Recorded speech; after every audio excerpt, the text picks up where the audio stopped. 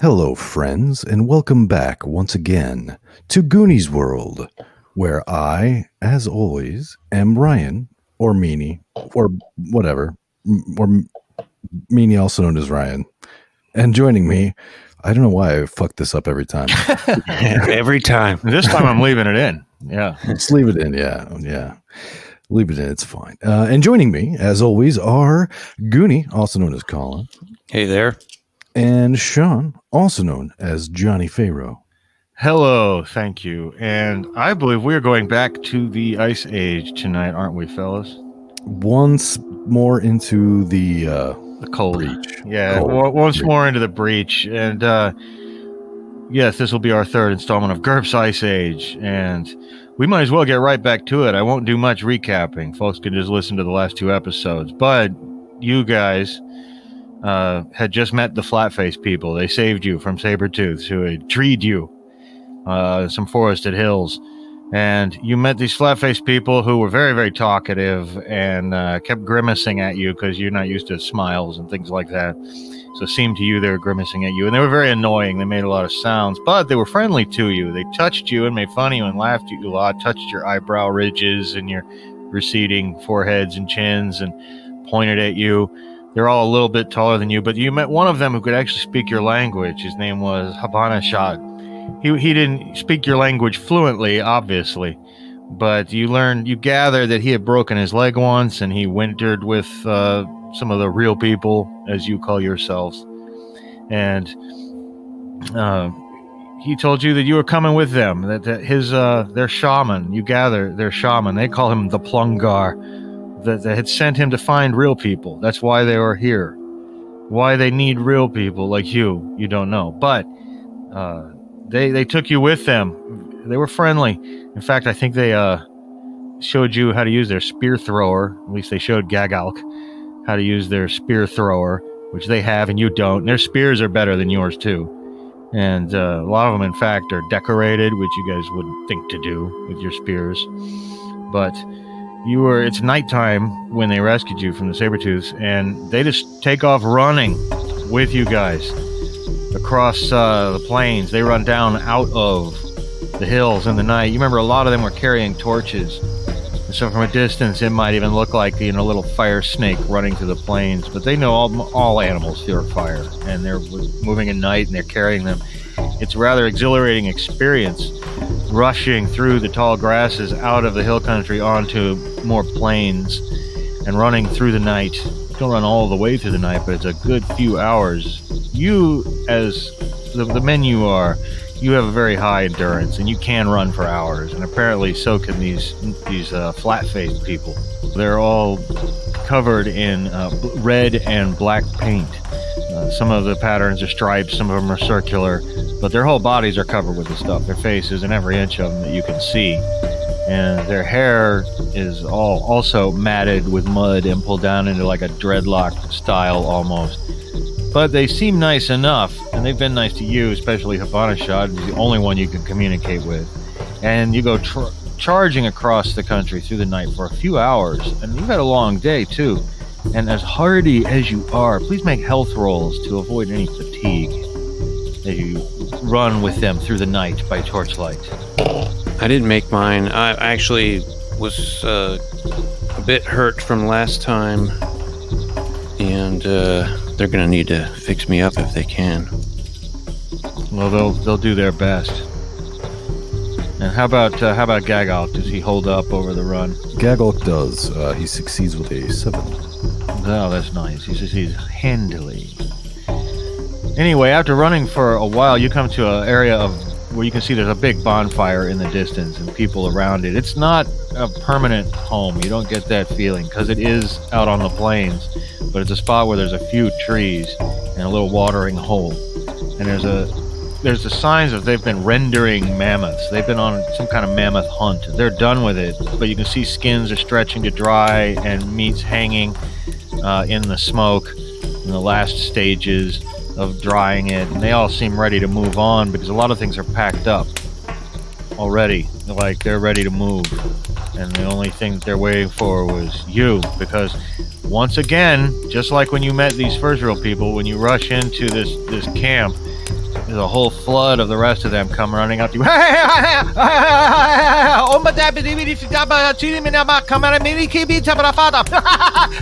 Touching your eyebrow ridges and pointing at your bowed legs. They're making fun of you, but it seems good natured. And there's more of that. But they very quickly usher you around the campfire, and you hear the name Plungar a lot, Plungar, and they're jumping up and down as if the Plungar will be happy. Habanashad comes up to you, real people, go see Plungar. Many days, and he's waving off to the south, which is where you've heard that the flat-faced people come from. You come many days. No, and you can see that while he's talking to you around the campfire, everybody else is preparing. They're getting ready for things. The men are scooting things out of the way as if they're going to move around or have a dance or something.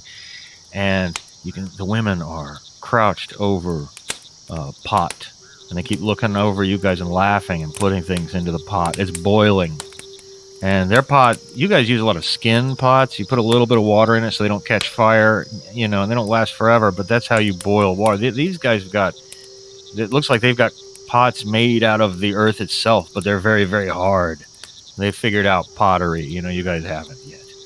But they've got this big pot, and they're obviously cooking up some kind of witch's brew. They look mischievous, too, and they look over at you. But everybody seems excited. Why, says Habanashad, you Ghaagalk Doof here? Me not say secret. Well, you see, Me not say about Sky Medal and our mission to get Sky Medal. I'm afraid Doof has just revealed the nature of our quest. It is indeed to seek the medal that has fallen from the sky. Habanashad see falling star. Plungar say sky people. Send. Plungar talk to sky people. And where is Plungar? Many days. He keeps waving off to the south. Sky metal, break, fall. Many peace. Bad people live. Land where sky metal fall. Very bad people. And who are these bad people? Do they have a name? Giant people. Giants. But you talk to Plungar. Come with flat-faced people. Yes, we will join you. Can I ask, what's his name again? It's like 3 syllables, but It's Habanashad. Habanashad, yes. Might I ask, Habanashad, is this some sort of temporary hunting camp? Yes.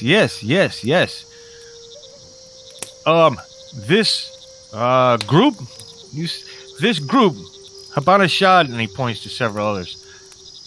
Join hunters, find real people. Hunters, find woolly mammoth.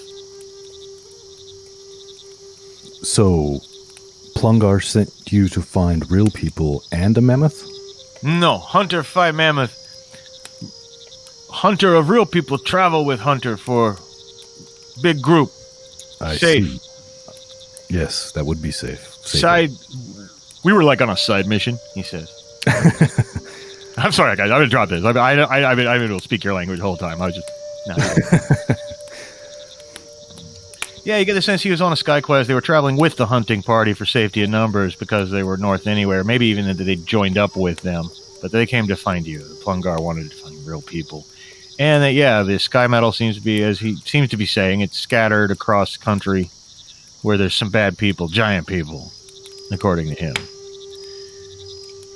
But you'll probably learn more later, because right now you see there's a big drum coming out. And your people have drums too. But it's they've actually put it together here. It's part of the preparations they're making. And they put it's almost like a temporary thing. And they've got great big hoops of sinew. They've got hoops of bone actually pulled and stretched and to create the base of it, and then hide pulled across it. And they begin beating it. And the ladies bring over this pot that's been boiling. And everybody gathers around in anticipation. But Habanashad speaks a few words to them.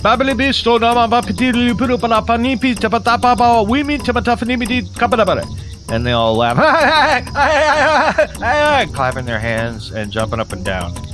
And he goes, you drink tea, make one of us. Me not thirsty, me hungry. You not be hungry, you drink tea. What flavor? I mean, I don't know this word. And all of a sudden, all of them around you go, kakapoopili, kakapoopili, kakapoopili, kakapoopili. Maybe they're saying, drink it, drink it, drink it, drink it. And we all drink with you. You will... Kakaboogly, kakaboogly, Yes, drink. yes. Would you guys like to drink it? I mean, they seem hospitable enough. I don't think Ghaagalk would have any hesitation. Doof will chug. Okay. Oh, no, he says. Kakaboogly. Well, you drink too much. Yeah, you take a good chug, like 3 or 4 big swallows, where really you see the rest of them, they're taking sips. Now, I don't know about Ghaagalk. He might have been a little more careful. Yeah, Ghaagalk will follow like the example of the real people. Yeah, the flat-faced people. The flat-faced people, who they think of themselves, of course, as the real people. Of course. That's what everyone calls themselves. They're the real people.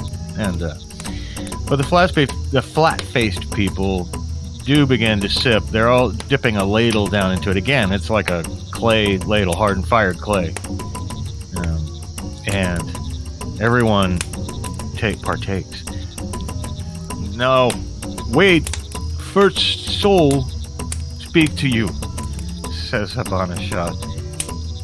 But in the meantime, all the women have come up and they're beginning to take all your skins off. Take things off your body, laying your equipment if you let them. All our skins off? No, Even not your actual skin. No. Yeah, skins that you're wearing. And you see 2 other ladies are bringing up bowls of pigment.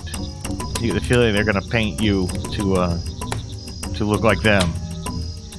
And yes, and the oldest lady there, she's still young enough to get out and run, but she goes,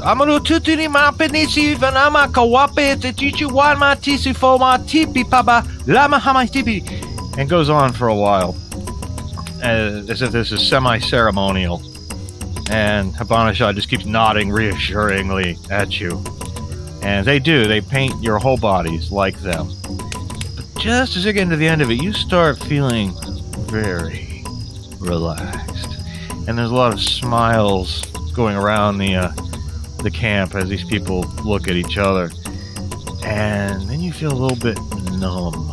By this time, the drum is beating in a very slow, rhythmic way. And some of the people have begun to dance, but they're more just like shuffling, kind of like Jim Morrison-style Indian dance, kind of 2 feet, 2 feet. And they're not really getting frenetic and crazy about it. But you feel really nice. Whatever's in it, this tea must be very special. And then suddenly, Doof, make a health roll, because you took a lot of this stuff, Doof.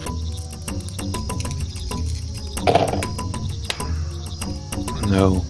Oh, well. You have a slightly different experience. You look over at Ghaagalk, who is smiling beside himself. Beside whatever.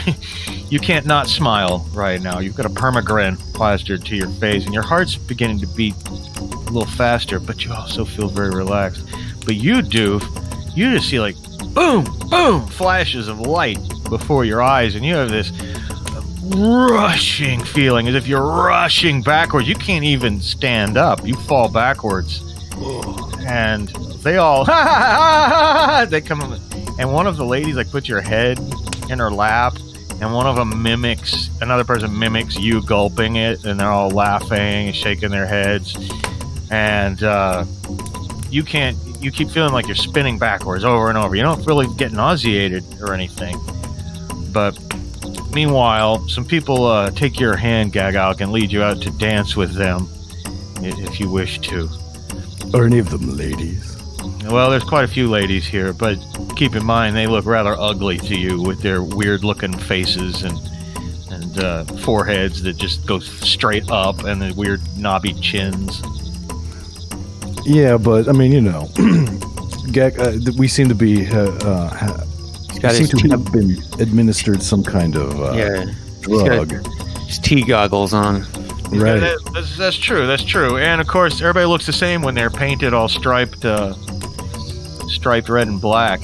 Yes, but there are numerous ladies, and they're joining this festival with the men.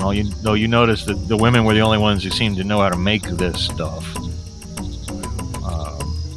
And they do actually. Not every single one of them is involved. There's some glum-looking individuals out at the edge of the firelight who apparently have to stand guard, keep an eye out. But everybody else is getting into this and dancing, and you feel great. I mean, I can't even begin to describe. You realize, Ghaagalk, you feel these flat-faced people. They're great people. They're just great people. Yeah, and I think I love them. Oh, I love you, man. This Habanashad love you. All people love you. Yeah, man. I love you, Abanashad. And man, you know, I used to think that, you know, like when we first met, like I thought your women were ugly, but you know, no, now I'm starting to see the beauty underneath, man. We see, and he's like got his arm around you now, you know, and you're like talking the way guys will in a bar or whatever. You know, we see real people before. Yes, you not first. Secret Plungar show you. Plungar show you secret. Doof in trouble, he says. Meanwhile, Doof, you keep spinning backwards and backwards and backwards and backwards and backwards like you're flipping up and down, running through space. You know, eventually the women around you just fade into the background, and I don't know how to explain exactly what happens to you, other than you have this feeling of rushing backwards through time, and you like deeper into your mind, and you start remembering your whole life, and then you start remembering things before that. It was faster, faster, faster. You remember running, and you remember climbing in a tree, and you remember swimming, and all these memories of your ancestors just flood into your mind, all the way back to the dawn of time, the very birth of life itself, until ultimately, Doof, you experience the simple, satisfying soul of a single-celled organism in a warm, primeval sea. And then there's more flashes of light and flashes of light, and you sit up suddenly and vomit all over yourself.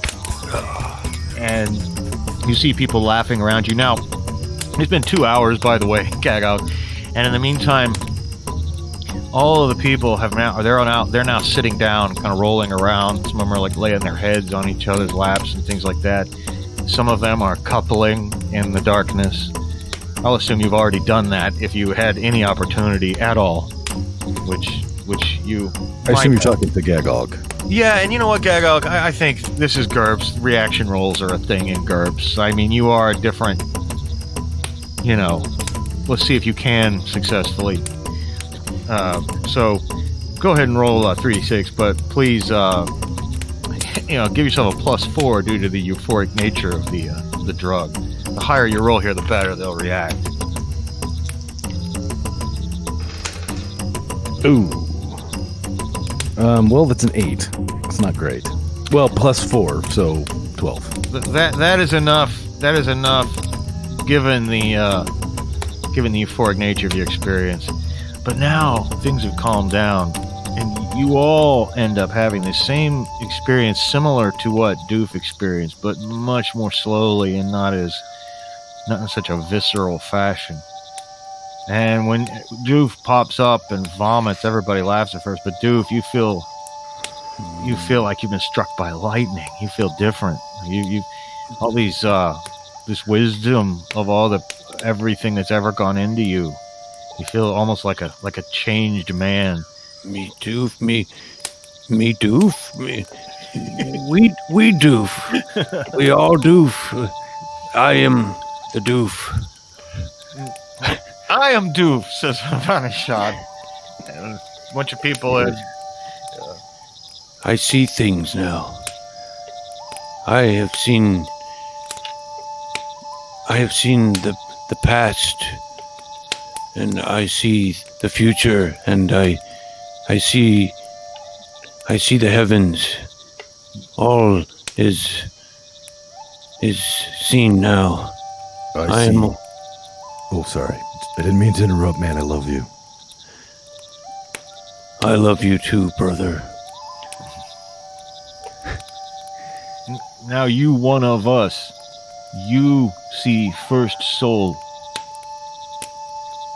Yeah. Yes, I have seen it.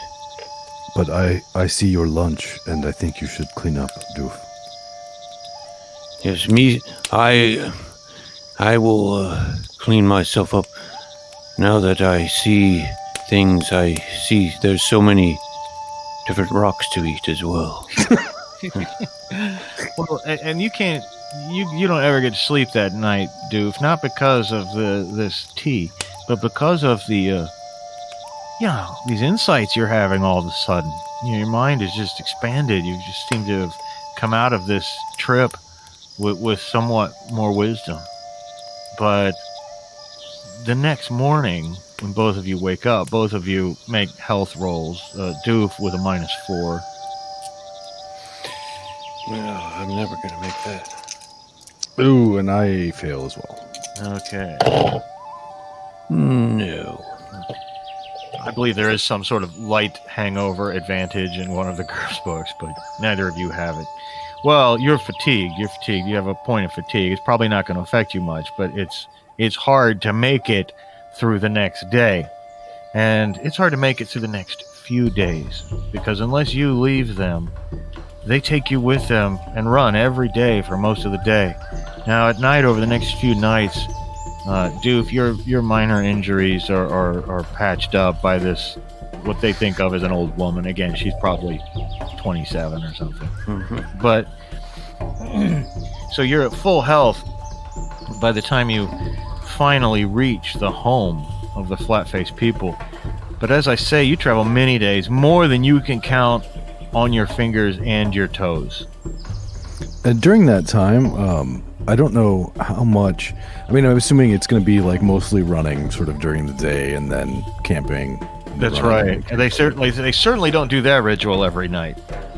Well, over the course of these days, when we're camping and gathered around the fire and eating and doing that sort of stuff, I would like to spend some time over the journey talking to the dude whose name I'm never going to remember.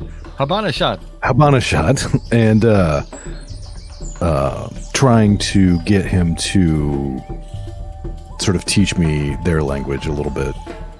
Well, I'm glad you brought that up, because I was going to bring up that you guys have got some character points. And since we're sitting here live on a podcast, we're not going to go through you looking up, all that. But you guys earn enough character points to learn their language at your intelligence. You're still not going to be fluent at all, but you'll be getting there. And also, you have the opportunity to learn the spear throwing skill at your dex. As an oversimplification of GURPS advancement, but for our purposes, I think that's reasonable to assume you would pick up a passing familiarity with their language, especially because you're with them for more nights than you can count on your fingers and your toes, which is more than 20. Once you get past that, you guys are like, a lot. But these guys have little sticks that they use, that they make little marks on. And it's a pretty neat idea. They can extend their counting ability by making little marks on sticks. It's one of the little things you notice. And you've heard that, the grandfather and everyone back home, especially Nolar, they hate the Nolar, the jerk hunter from your clan. They hate the flat-faced people. They said they one thing the grandfather did say is they think they're so smart, and but they do seem to be. And so you guys learn the spear throwing skill, and you learn enough that you can talk to them now more than just Habanashad. And finally, though, after all those days, I will point out that these lands get warmer and warmer as you're going. They're just rippling with little brooks and small rivers, and this little forest still look quite luscious, by the way. It was fall earlier, and it still is, and so there's plenty of fruits in the trees. These fields with corns and grasses are ripe. It's a very rich land. It's much better than your land, and it's teeming with game. Every single night you guys eat fresh meat. There are hunters who go out. You probably went out with them several times, how you learned that spear throwing ability. But many, many days pass. And finally, when you reach their village, you can see that they made their own caves out of wood, and they've put them on poles out on this lake. And they have built little walkways out to their houses, as they call them, out on the lake. This lake's kind of hidden in a little cluster of hills. And it's evening when you're arriving. There's fires blazing, and there's a great feast being prepared. More people run out, and you have to go through the ritual again of being laughed at and touched. But everybody's very happy to see you. And they're all talking about the Plungar, and you're rushed through their village out onto the wood, which is not like anything you've seen. They've made these what would you call those? Like pole houses? There's a name for those things, but you know what I'm talking about. Yeah, just like on stilts. Yeah, like on stilts out in the water for protection. But it was dark. You didn't quite realize this, but there's a little bit of an island out in the lake. And they've used that to kind of start from. And they rush you out to it where there's a low, round hut. And Habanashad goes, Plungar, within. Go see him. Okay, I think we shall speak to this Plungar. Yes, and you go into the dark interior. And you see a heavy-set... you don't see a lot of heavy-set people. You see a heavy-set man. He's all painted up just like they are.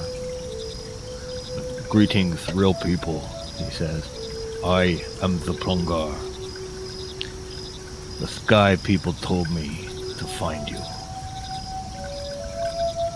You sound funny and look funny, too. Your visage is also very strange to me. And yet I have seen your visage before.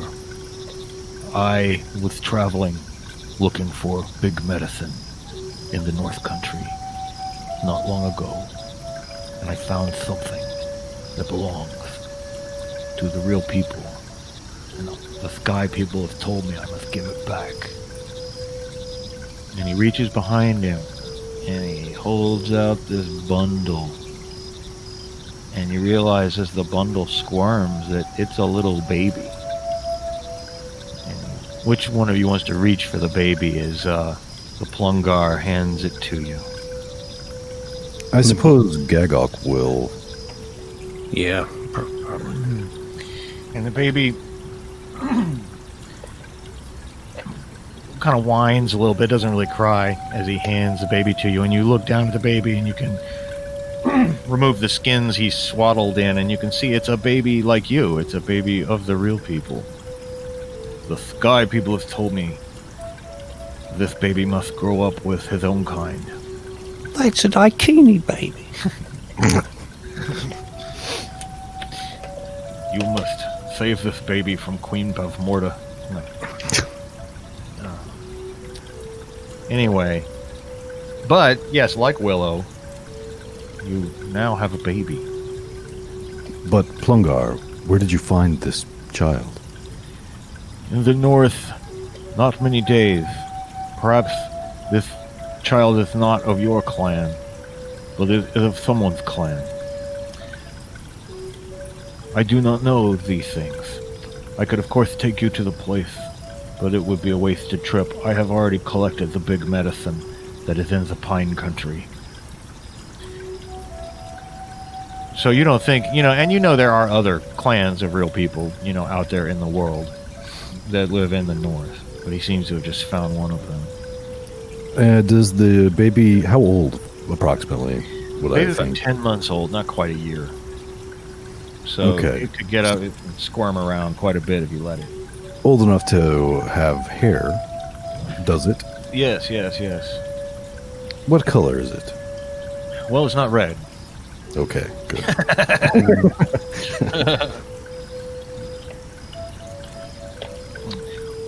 So, Abanathad tells me that you have come south seeking the sky metal. Yes, we were sent on a mission from our grandfather to find this sky metal because it is special somehow. I see the sky metal that you wear around your neck, Ghaagalk. Yes, it was given to me by grandfather. It is good metal. This clan may not use it. There is a taboo. The sky people have told me that we must not use the metal, for it's dangerous for us. But there is no taboo for the real people to use this metal. But I must tell you, the metal is scattered across the country beyond the southern hills, and there is a bad folk, a race of giants, who inhabit that country. So you must be very careful. I will give you medicine bags to take with you when you are ready to leave. And we will watch this child for you longer, should you get it. But one of you must come back, or the quest to retrieve the real people will be in vain. It is not far, merely 1 or 2 days march to the south. You will find the land of the giants. And it is my belief that you will find the sky metal strewn across the landscape, for I myself saw the falling star break apart in the sky.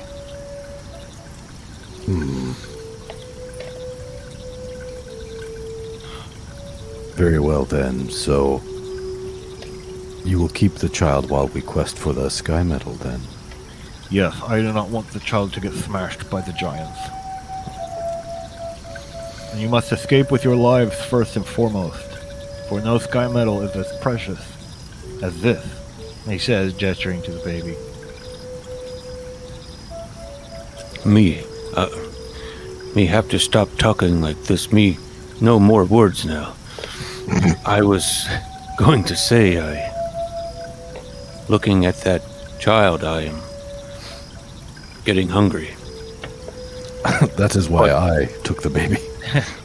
Yes. Yes, I'm trying to remember the taboos. Yes, it is said, I was told that you have partaken of a very large portion of the Datura tea.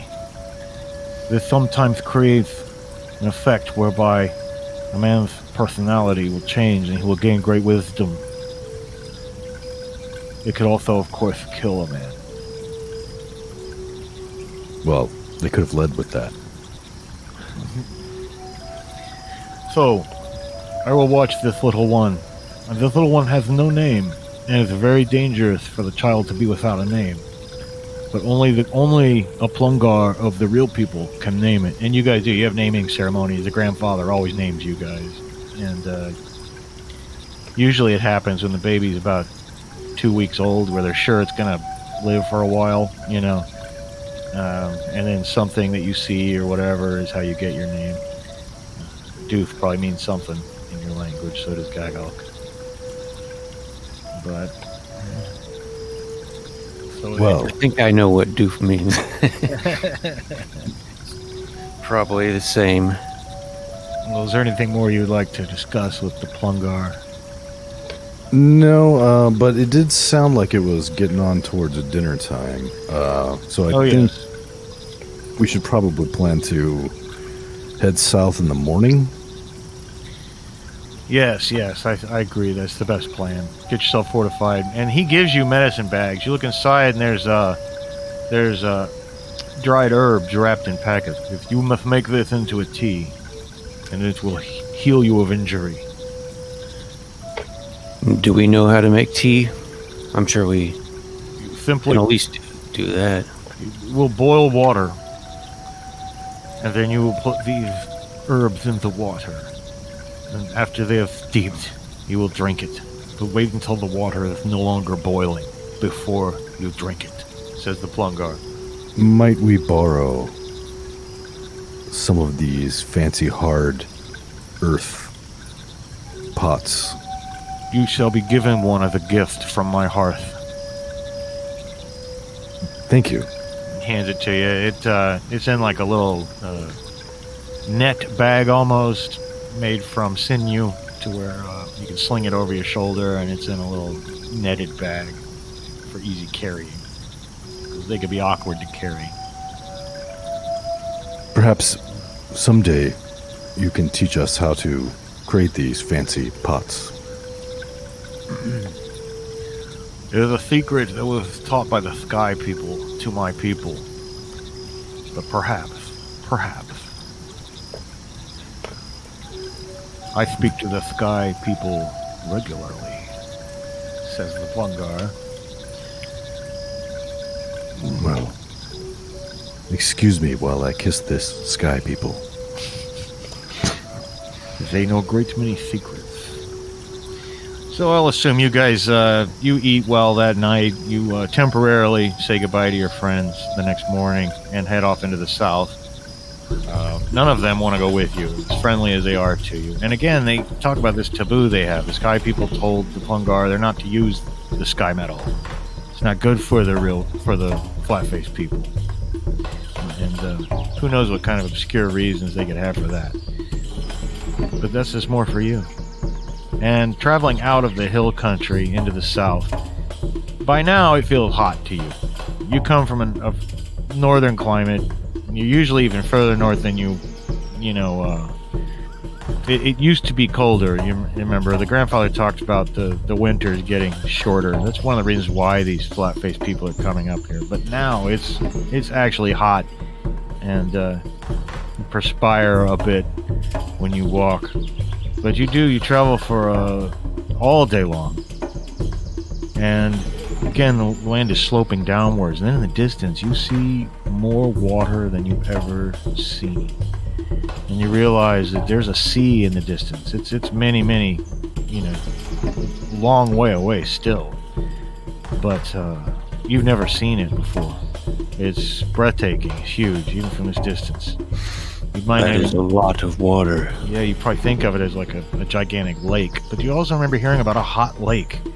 That's where the flat-faced people live.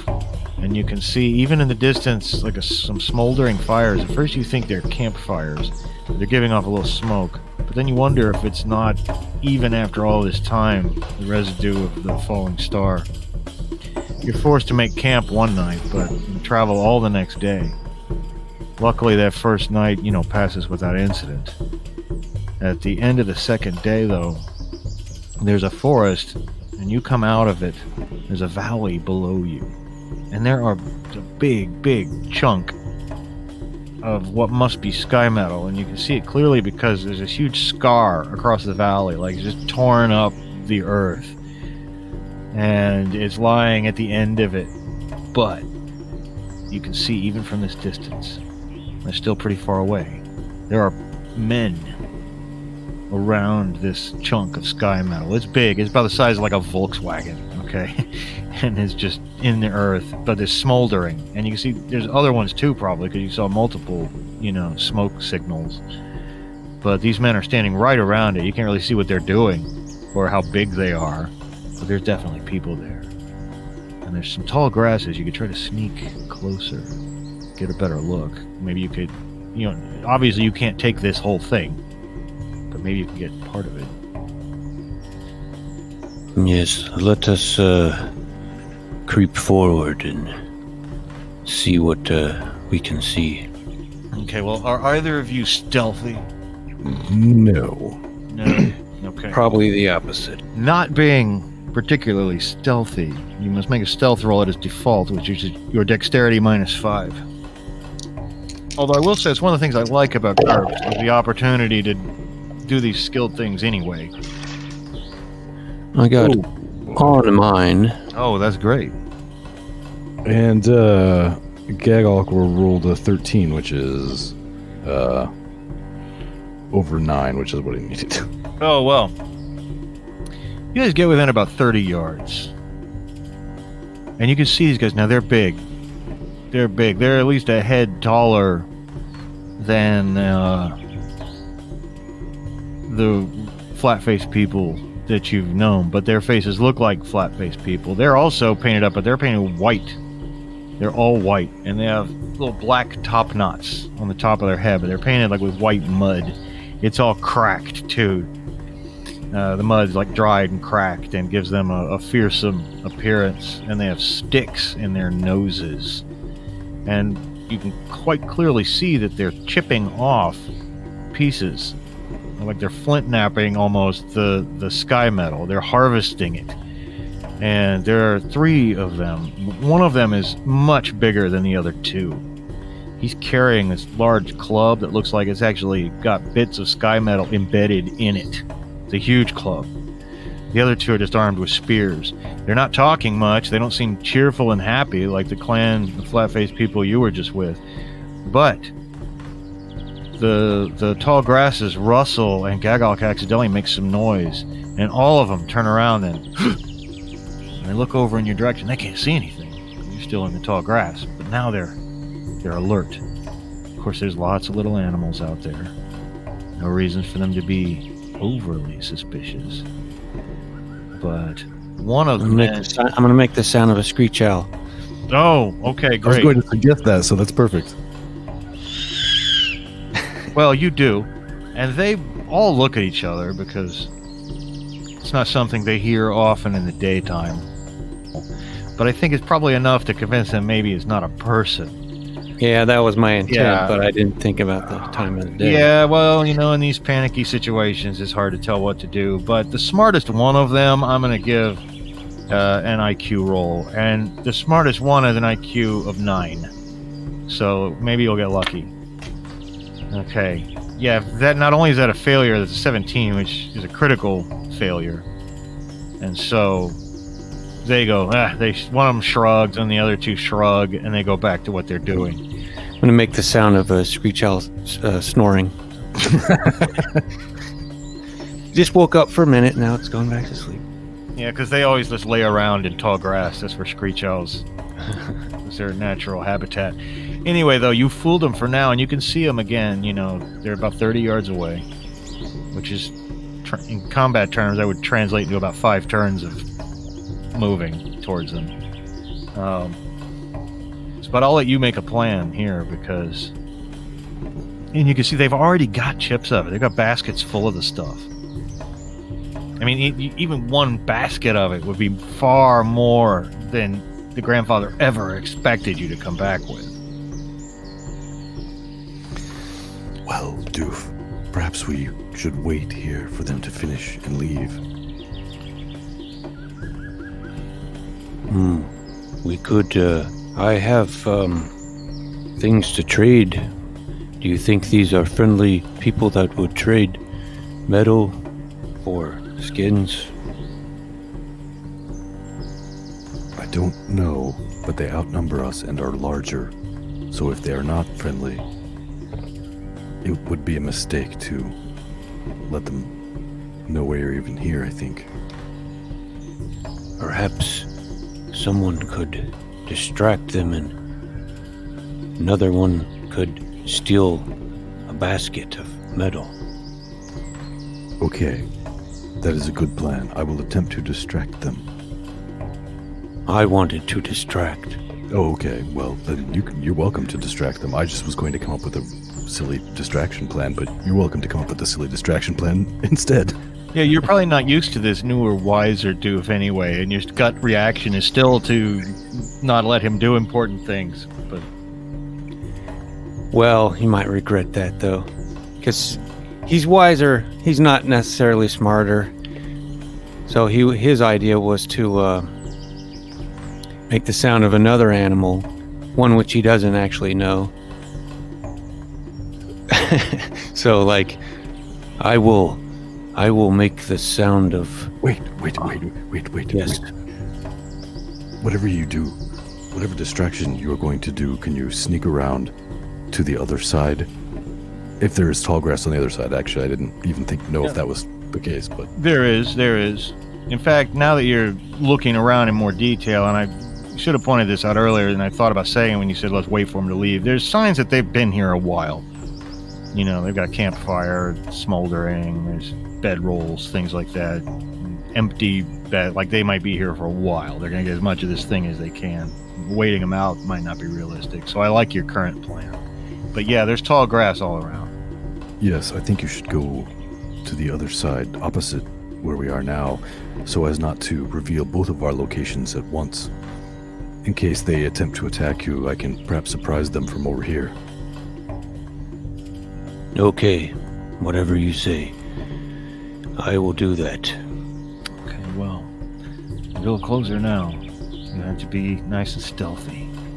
So, Doof, as you crawl off around to the opposite side, go ahead. Well, before I go, I want to say, at the sound of a hawk, then you will, once they hear that, then you run in. Okay. Okay, so go ahead and make a stealth roll. That will default to your dex -5, Doof. A lot depends on the roll.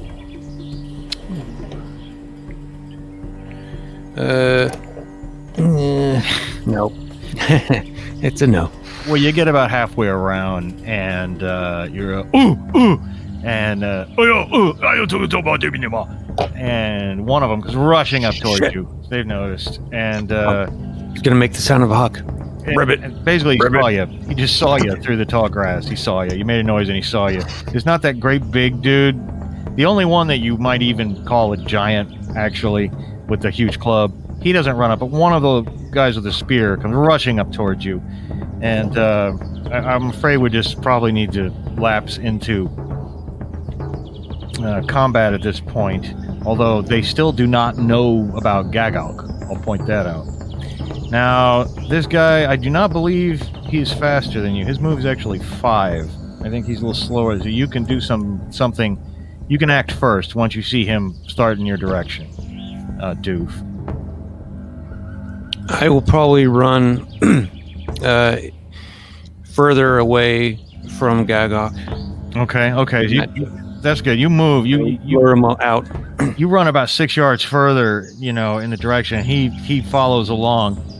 In fact, he doesn't follow along. He takes one step forward and hurls his spear at you.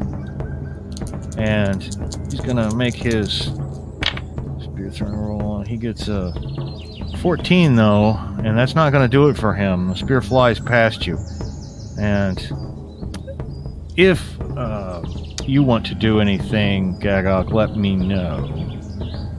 The other two, one of them laughs at him, and then the other one with the spear, he throws it at you too, although he was not as close to you. Throws it past his friend, and it's 9, 10, 11, 12, 13, and, well, I hate to say it, neither one of those guys hit you. Actually, I don't hate to say it, I don't want you to get hit.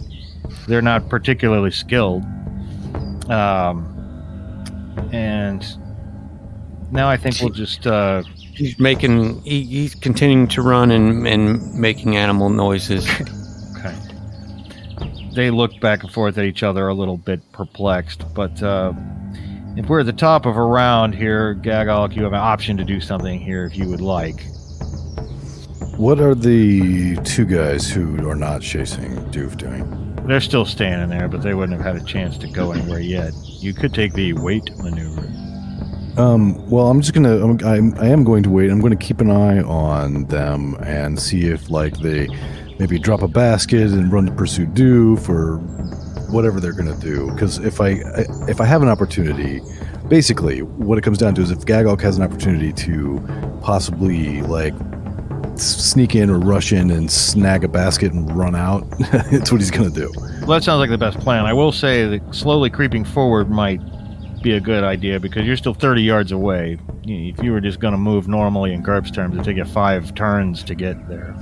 Given the distraction, the ongoing distraction, and Doof yelling and making animal noises, I think it is a good time to creep closer, yes. Yes, and I'm going to give a +4 to the stealth roll because of the distraction, leaving you only at a dex -1.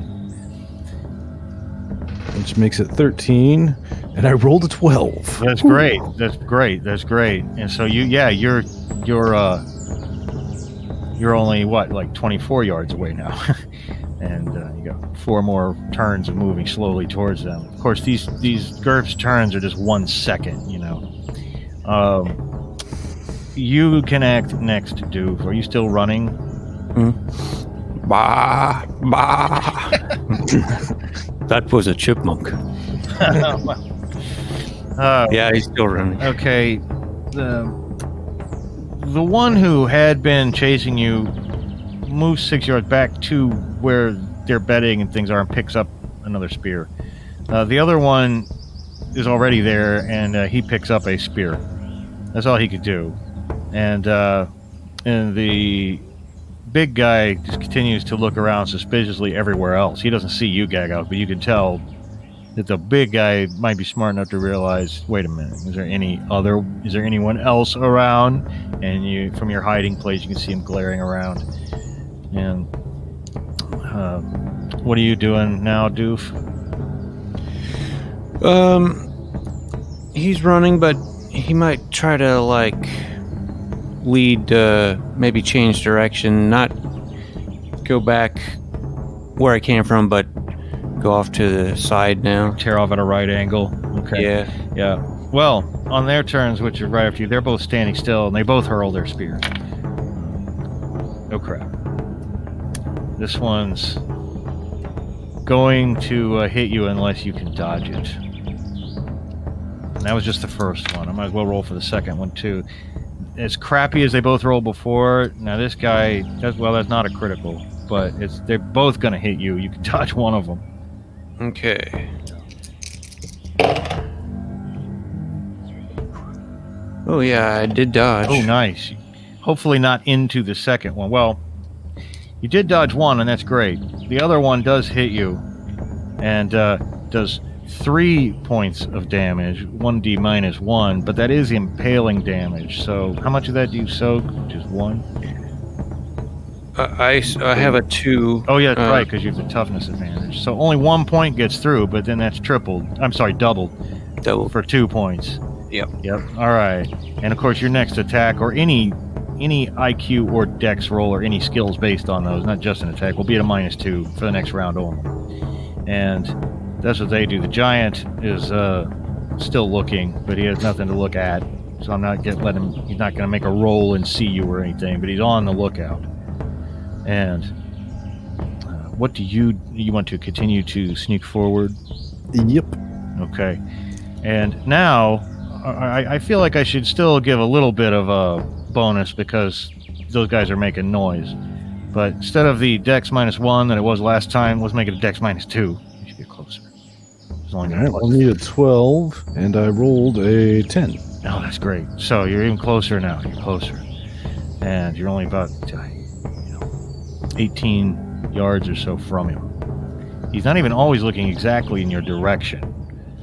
But meanwhile, Doof, are you still running around, or do you want to try to fight these guys back? Or do you want to throw your spear at them? How many are chasing me? You still got rocks too that you can throw.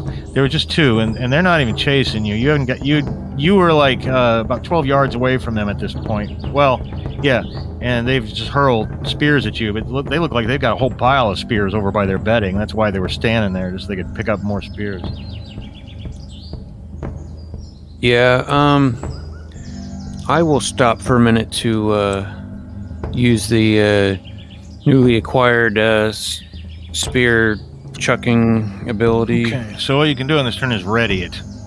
You get it in and sling it back, and on your next turn you'll be able to do it. And on their turns, they both pick up spears. They both ready spears. So you guys just all spend a second getting spears. The giant is still waiting. And I assume that you will continue to creep forward, Ghaagalk. And as you may imagine, this time the decks. Actually, if they pick up spears and he sees Doof, readying his, he's going to ready one as well. Because he's clearly, it's come down to this. It has. It's come down to this. And so you ready a weapon. And basically, to do that properly, now the giant's going to, you're talking about your spear thrower, right? Yeah, the way you've got to lift it up behind and everything, he'd be able to see that, and he's like, oh, his eyes go wide. They don't even speak the same language as those other real people, as those other flat-faced people. But you ready yours, and then that's what you did on this turn, and then Doof, you may throw. Okay. Of course, there's 2 targets. You can only hit one of them. But go ahead and make your spear throwing. You have that skill at your dex. Okay. And I do hit. Well, that's good. And whatever your damage is, add a +1 to it for the leverage of the spear thrower. Okay. I see. It actually extends its range as well. Ooh. That's 8. Oh my. And that's a impaling damage too. And he with his damage resistance, he takes 9 of it. He takes 7 of it. But that's impaling damage. And so 14? 14, which it's not so much that it goes all the way through him. But yeah, he's dying and will be dead unless somebody helps him. And it's a terrible wound. He might as well be out of it. He screams, clutches his stomach where the spear has hit him, and he falls to the ground, screaming and kicking. And I gotta make a health roll for him, or he's gonna fall unconscious, which he does. And he'll probably just bleed to death. And it's important for us to remember too. I forget this sometimes. You're not necessarily down at 0. You could keep making health rolls and stay up and keep fighting. This does count negative health. Anyway, so that's an effective turn. You've knocked out one of them. That one, his friend, though, and he hurls his spear back at you. He's not using a spear thrower. He's got an 11, 12, 13, 14, though. It's not going to hit you.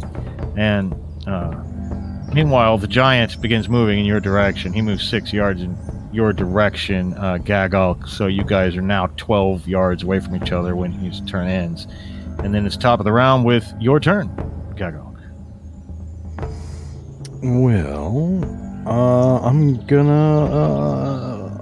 What's the skill that I have at the? You got spear throwing at your dex. You just got enough points to get it at your dex. Gotcha. Okay. Well, fortunately, my dex is good. Yes, it is. And standing up fully and hurling it.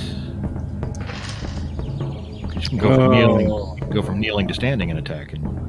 That'll be a 10. So that will. Oh yes, will. Now I'm gonna give the big guy that he's got a dodge of 6, and he just rolled a 6, 7, 8, 9. So no, he will not dodge it.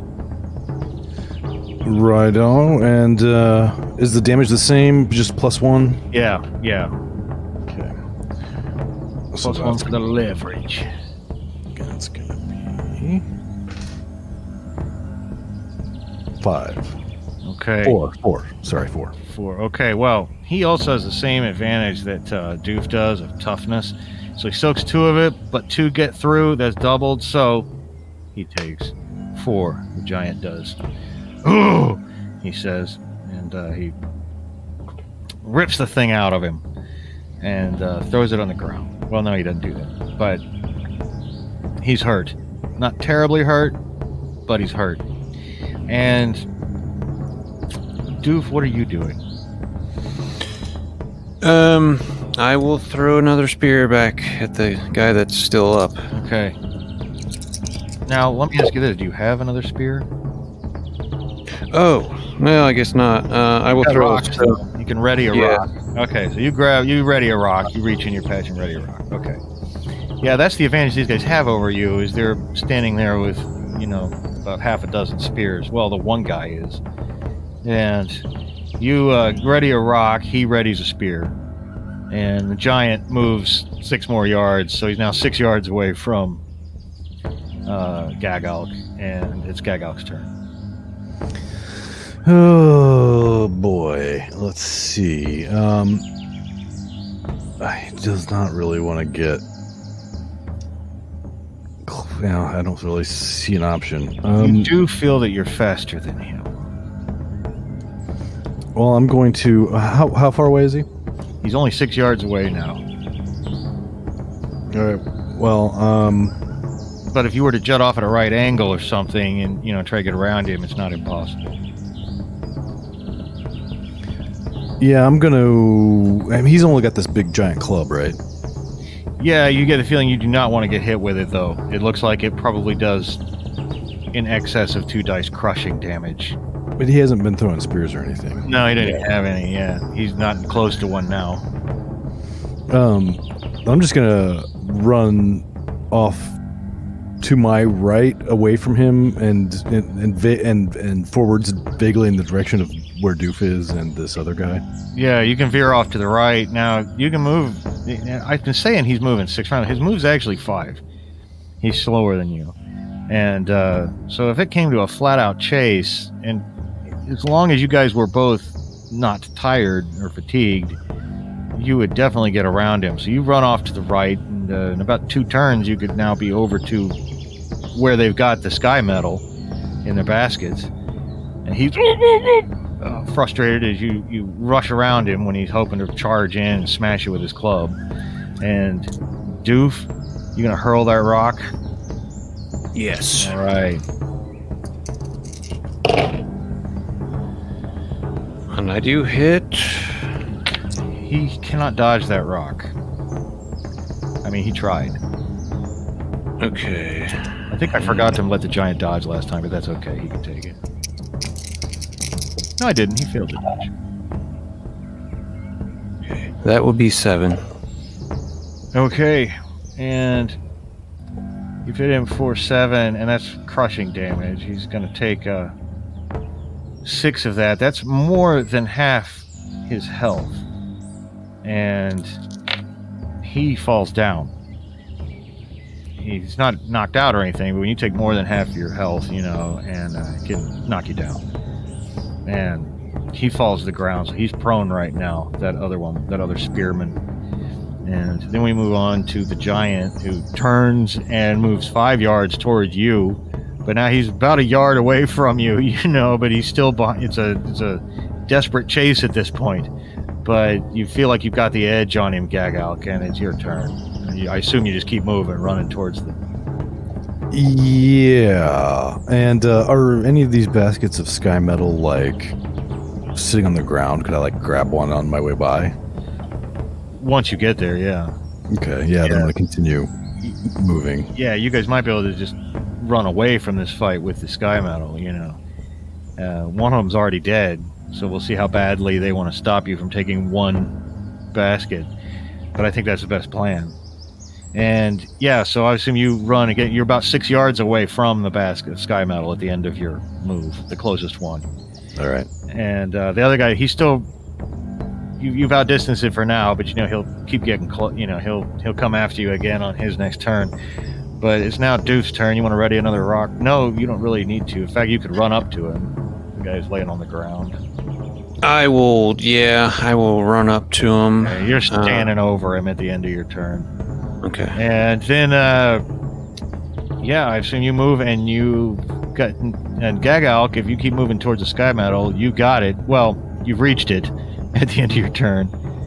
And I just realized you're going to have to take an action to pick it up, though. Yep. Which will give him a chance to ready his weapon, perhaps. Well, yeah, it will. And you grab it, you turn around, and he's looking like he's gonna heft it on his turn. Meanwhile, Doof, the other guy, he's laying there, shocked, staring up at you still, because he was stunned. What do you do? I think I'm gonna just take this rock and make him a flat face. Yeah.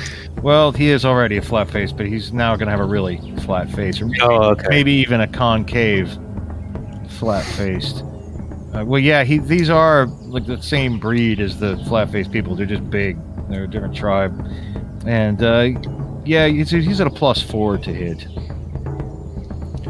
All right. So it's not really throwing. No, no, but go ahead and use that. I guess I could throw it. Yeah, I mean, you could just hurl it right from above its face.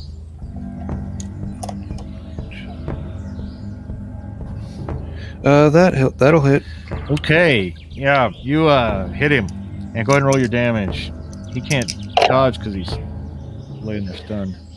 That's only 3 damage. Okay, well, he'll take 1 of that, but I'm gonna go ahead and. Okay, now it's crushing, so it doesn't do any multiplier or whatever. But in the next instant, the giant readies his club, pulls it up over his head, and screams at the top of his lungs. And again, that second might have saved you, Ghaagalk, because it's now your turn. And I'm going to run the fuck away. Yes. And just for comedy's sake, he goes ahead and brings it down, screams in rage. And then, glancing after you for a second, the giant turns and looks over at Doof.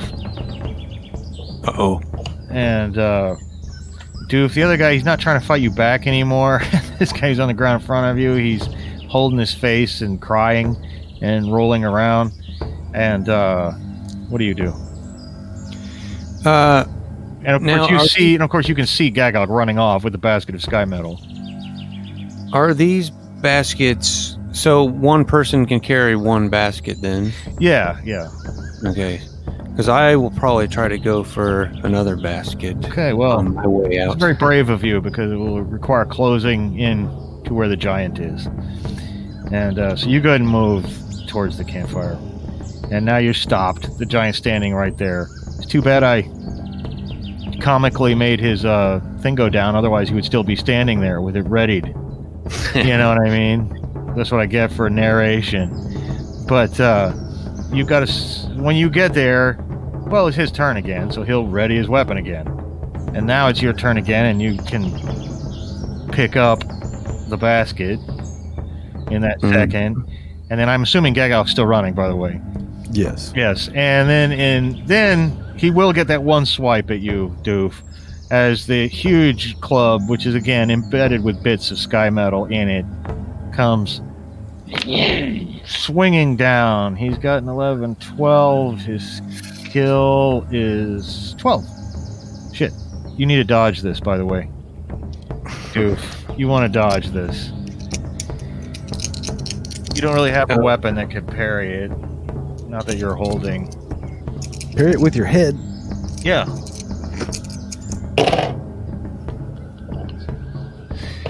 I got on my dodge. Oh, that's great. That's great. It's great. You dodge out of the way. Roll out of the way. Do you want to run off after your friend?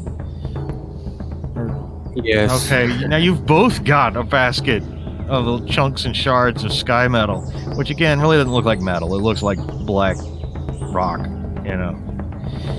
And the big guy chases after you guys for a little bit when he realizes, in fact, frankly, you guys would both be encumbered, and your move would be a little slower.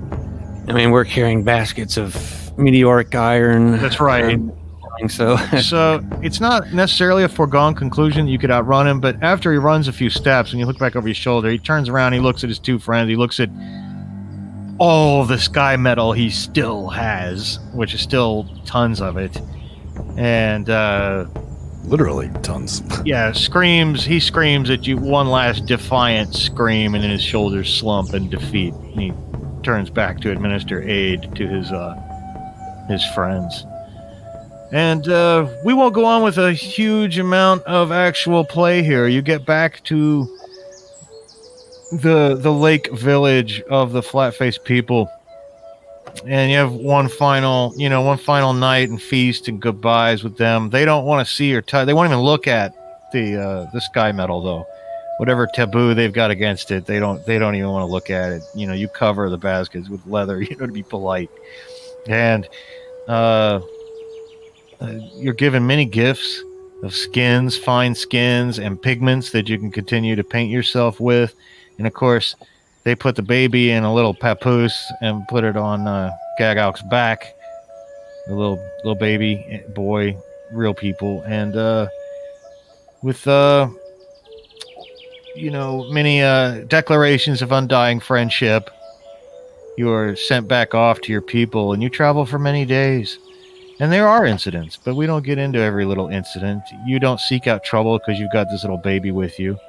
The baby has his own set of issues he's got to deal with. You've got to chew most of his food for him, and then put it in his mouth, and like a bird. Yeah, like a bird, and well, we don't vomit into his mouth. No. I feel like Norman Reedus in Death Stranding. Yes.